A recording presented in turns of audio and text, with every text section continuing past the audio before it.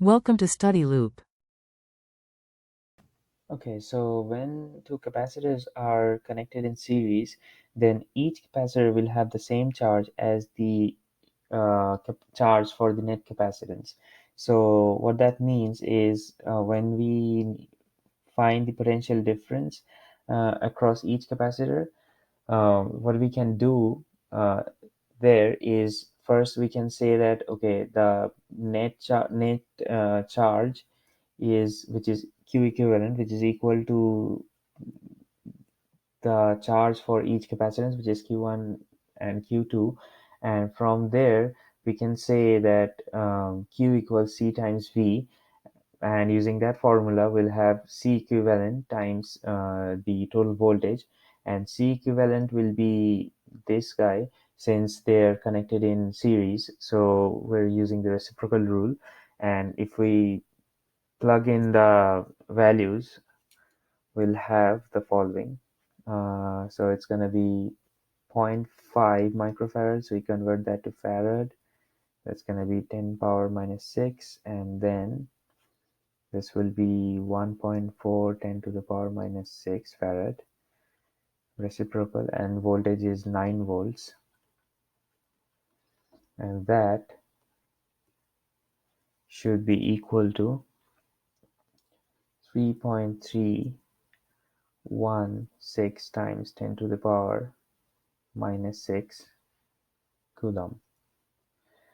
Right, so that's the charge for each capacitor. Now, if we use the equation V1, which is equal to Q1 over C1, we can find out the voltage for each capacitor.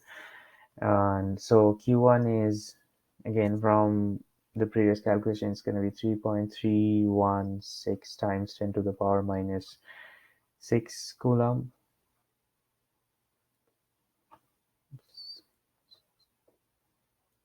Coulomb divided by C1, which is 0.5 microfarad. So we convert that to farad, and that should give us a voltage of 6.632 volt. And the other voltage will be Q2 by C2, and we do the same thing here since the charge is same. It's gonna be this quantity divided by, we have 1.4 times 10 to the power minus 6 farad, and that should give us 2.369 volt. Now that's the potential difference across each capacitor. And for charge, as we mentioned here, so charge is going to be the same for each capacitor.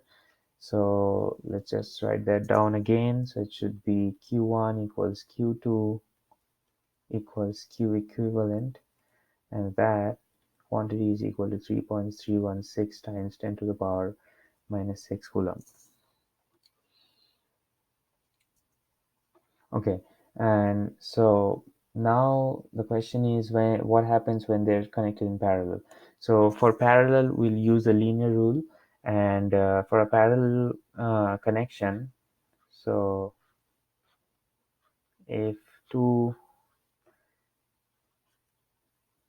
of them are connected in parallel, then so that means the voltage difference across them will be the same. So we figured out the voltage difference is given as 9 volts.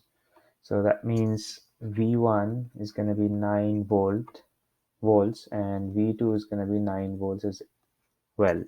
Now the charge will change here, so we can use Q1 equals C1 times V1 formula again, and here C1 is 0.5 microfarad. We convert that to farad, and then V1 is 9 volts,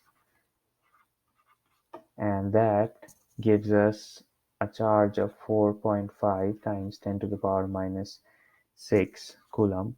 And for Q2, we'll use the same formula, so it's going to be C2 times V2, and C2 is 1.4 times 10 to the power minus 6 farads, and then we have 9 volts, and that should give us a charge of 1.3 times 10 to the power minus 5 coulomb. Thank you.